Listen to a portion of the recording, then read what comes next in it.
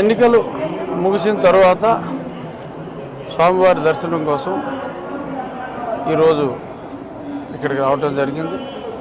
అభిషేక దర్శనం కుటుంబంతో సహా చేసుకోవటం జరిగింది.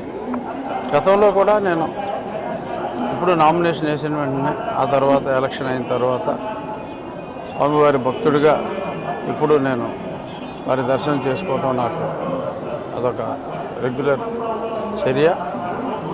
ఈ సందర్భంగా ఆంధ్రప్రదేశ్ రాష్ట్రానికి మంచి రోజులు రావాలని గౌరవనీయులు నారా చంద్రబాబు నాయుడు గారు ముఖ్యమంత్రిగా ప్రమాణ స్వీకారం చేసి ప్రజల కష్టాలన్నీ తొలగి మంచి చక్కటి వెల్ఫేర్తో పాటు అద్భుతమైన అభివృద్ధి దిశగా ఆంధ్రప్రదేశ్ పయనించాలని మనస్ఫూర్తిగా స్వామివారిని వేడుకోవటం జరిగింది. గుళ్ళు అవసరం మాకు 125 నుంచి మినిమమ్ 150 టచ్ అవ్వచ్చు.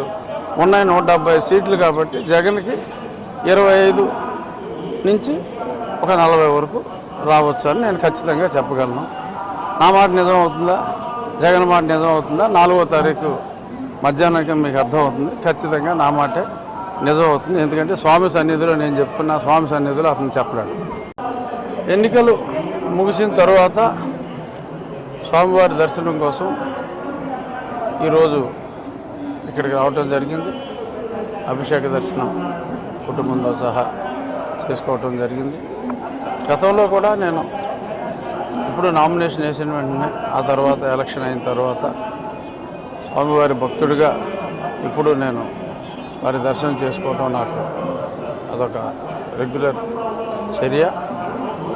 ఈ సందర్భంగా ఆంధ్రప్రదేశ్ రాష్ట్రానికి మంచి రోజులు రావాలని గౌరవనీయులు నారా చంద్రబాబు నాయుడు గారు ముఖ్యమంత్రిగా ప్రమాణ స్వీకారం చేసి ప్రజల కష్టాలన్నీ తొలగి మంచి చక్కటి వెల్ఫేర్తో పాటు అద్భుతమైన అభివృద్ధి దిశగా ఆంధ్రప్రదేశ్ పయనించాలని మనస్ఫూర్తిగా స్వామివారిని వేడుకోవటం జరిగింది.